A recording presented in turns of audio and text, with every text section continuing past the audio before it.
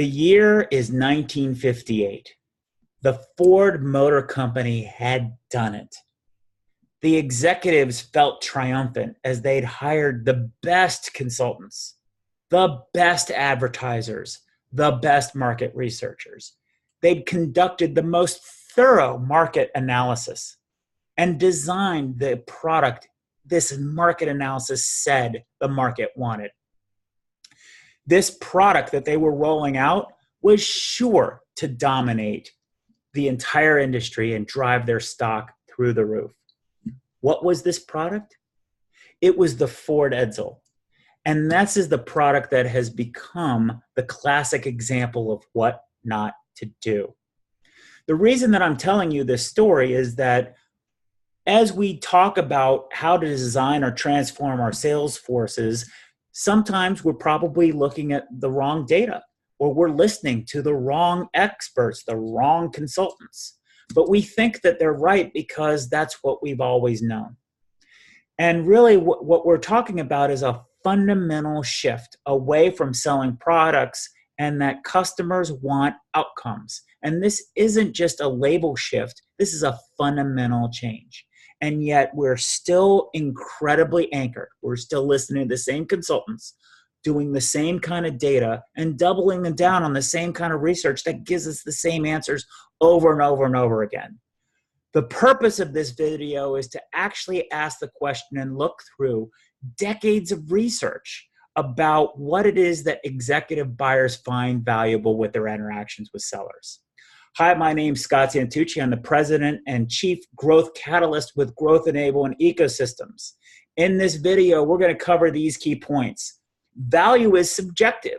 What you think is your value proposition, your customers might not care.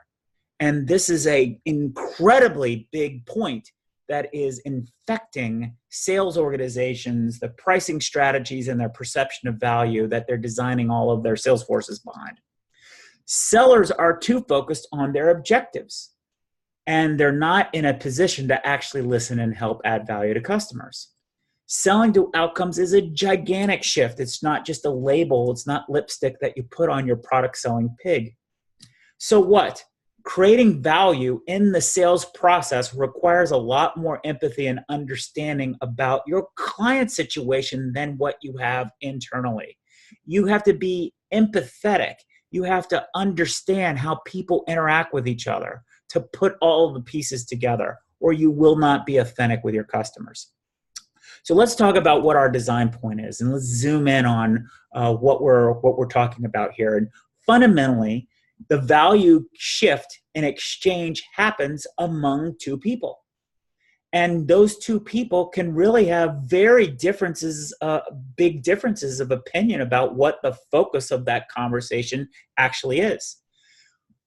When you look at it through the lens of what you want, the outcome you want to have, what is it that you want to have? Well, you want a deal. And this is where your bias, if you look over there on the left corner, your bias is around products.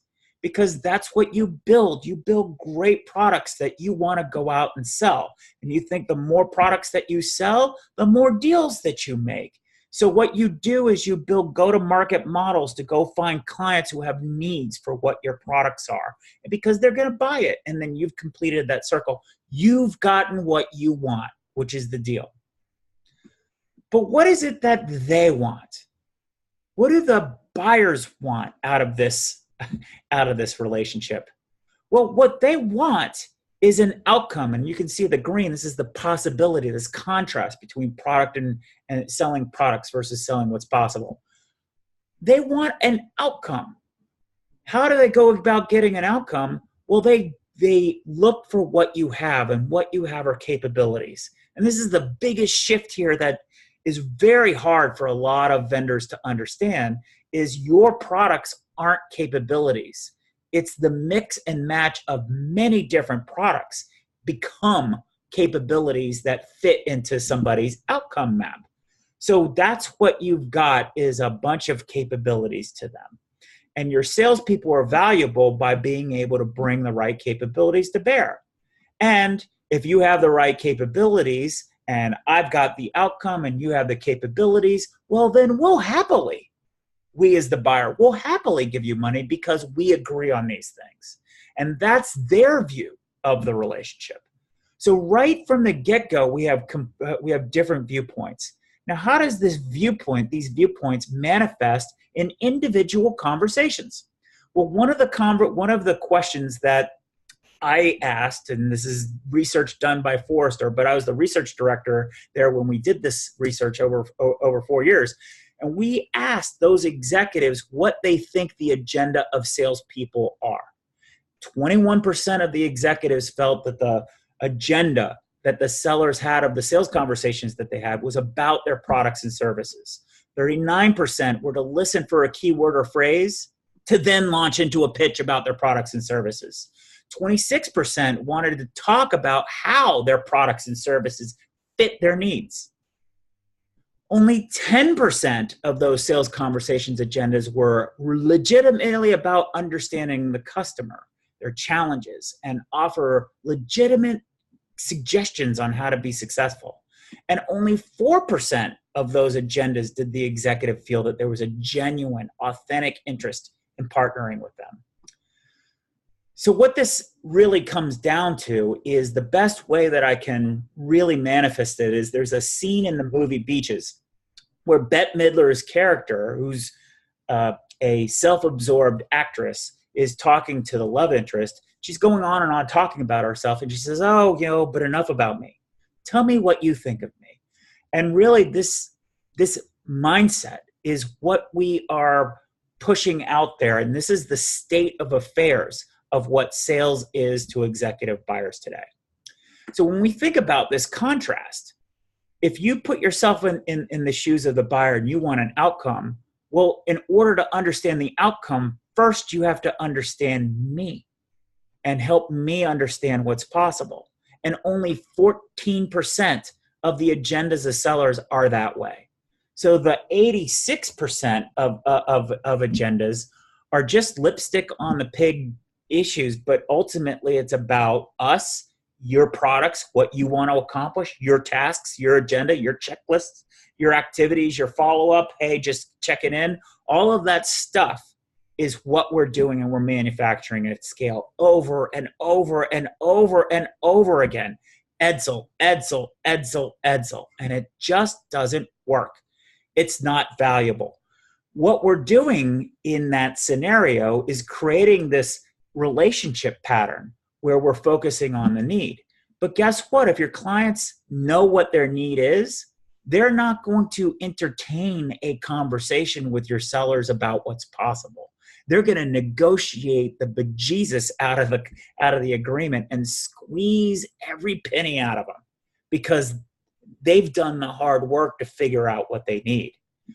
On the other hand, this sort of tale of two cities approach, on the other hand, the outcome buyer is going to happily engage with sellers who understand them and actually help them figure out what capabilities you have to meet their need. So how important is this insight? How important is this contrast? Well, if we want to actually design a sales force that's going to be valuable to customers, and we have to first ask ourselves, should that be the case? And buyers vote with their time and their dollar. So yes, we should be focused by working backwards, because if we want more contracts, they're the ones who actually have the money, and we need to add value to them or they're not going to give us the money. But more importantly, we also have to be able to manufacture a sales process. That means every single meeting that we have with them has to add value. We have to know what that looks like, or else they're not going to meet with us. So working backwards from that customer and understanding what they want is important.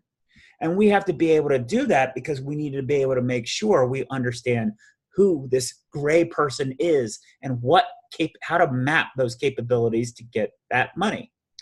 So what we have to do is we have to understand the relationship fundamentals. What does that give and take look like? Is the relationship about the transaction or the deal? Or is the relationship about agreeing on a match between the outcomes and the capabilities? Well, the best way to really understand that is to work backwards from the expectations of a customer. So you can build a relationship fundamentally by making sure you're clear on what those expectations are. Then you can model out for yourself what kind of protocols and procedures you need to put in place to make sure that you are consistently meeting that customer's expectation. The question mark is, who is the face on that? Because human beings want to have relationships with other human beings. So the big question mark is, do customers just have a relationship with our monolith? Do they have relationships? Do they perceive that they're having relationships with their customer relationship or customer success teams? Is that who they think that they have relationships? The first thing that we want to do is isolate, is that even important, before I uncover who that person is. But one thing that I'll highlight here is this data is really important. Again, the source is Forrester. This is open-ended data from executive buyers. And what the question is what differentiates suppliers from each other? In other words, what differentiates you from your competitors? And the top two answers by far and away are both things that we would always associate with responsibilities of a salesperson. We sort of take these things for granted. The ability to match relevant capabilities to specific problems, or being prepared on my business, my role, and what's valuable to me. Duh, it's almost a no-brainer.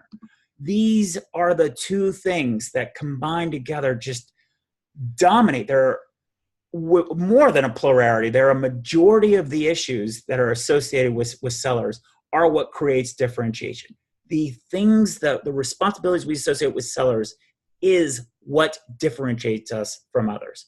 Not our products, not our brand, not our reputation, none of those things. So what do those relationships look like?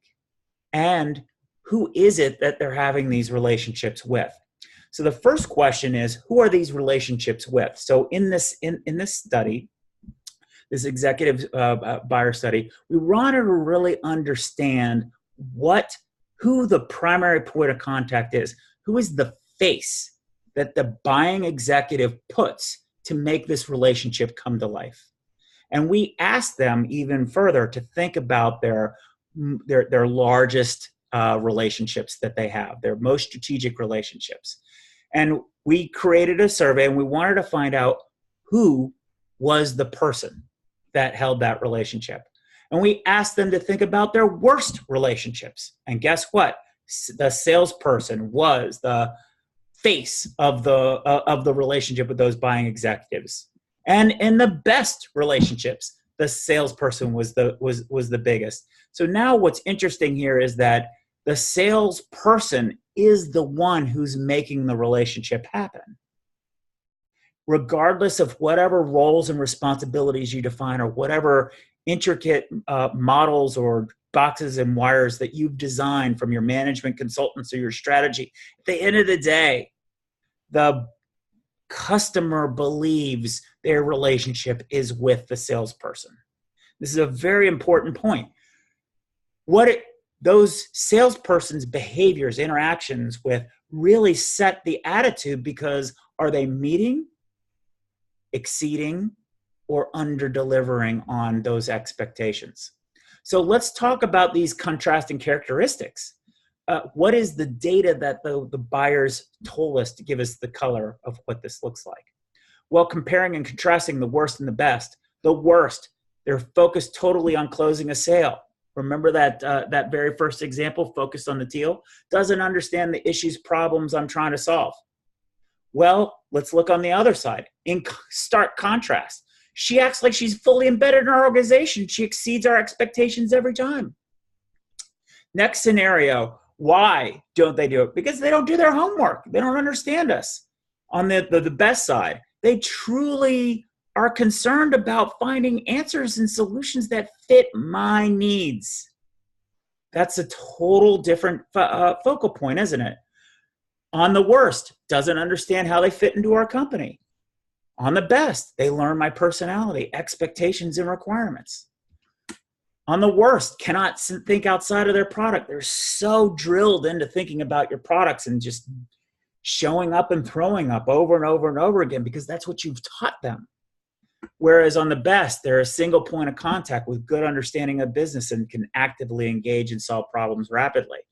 On the worst side, unable to provide any knowledgeable answers to queries raised. On the best side, access to all of the supplier's total capabilities.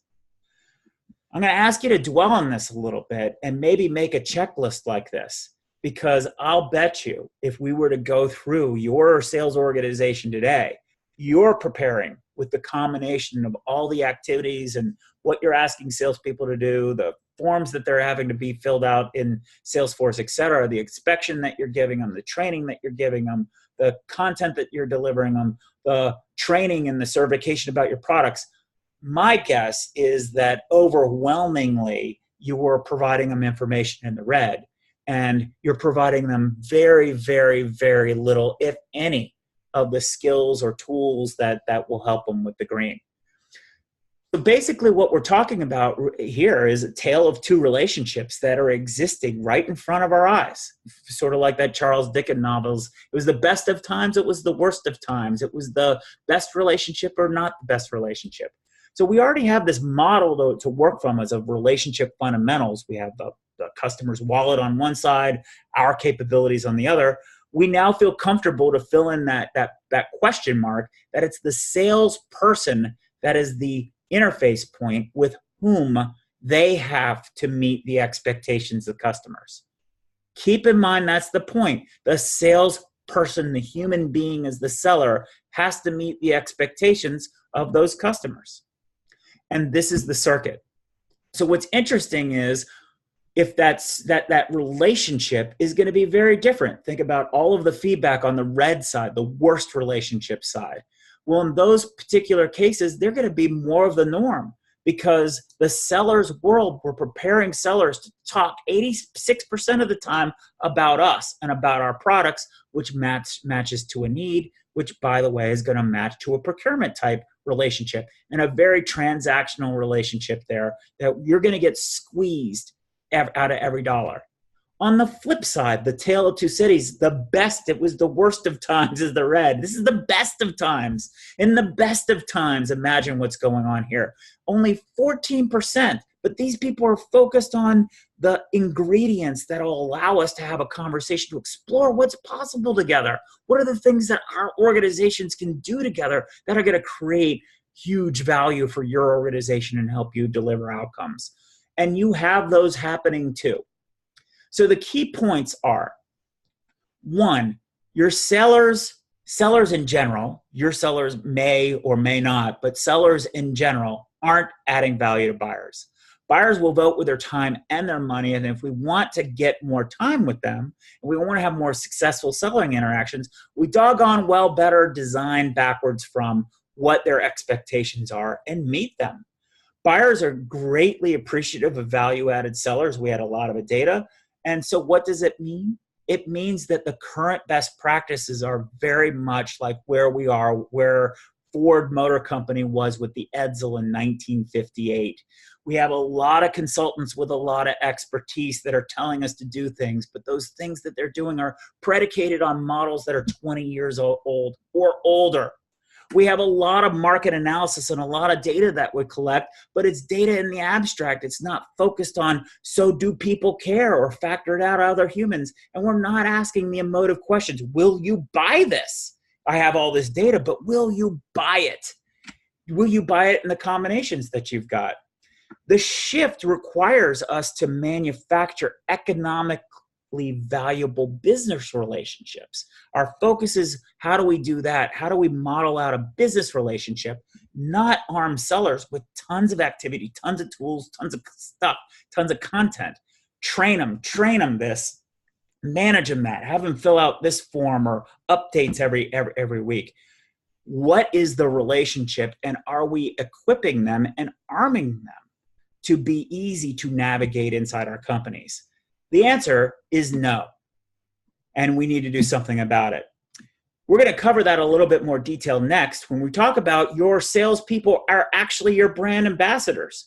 They are the ones who are creating differentiation by connecting the dots, and you're making it harder for them to connect the dots because you're having them focus on all the wrong things, and you're overwhelming them with the ability to put the pieces together. Value is created through relationships among people. And since sales is a team sport, which is sort of the why we're doing this, sales is really a value communication process amongst people. It's a team sport. We need to design a system where marketers can plug in easily and be inclusive, human resources, IT, anybody who's throwing stuff at our sales organization, they need to be part of a team. And they need to behave in a much more collaborative way. So we need a different model. And when you do these different models, you're going to boost results tremendously. And we'll cover that in our next video. Thank you for your time.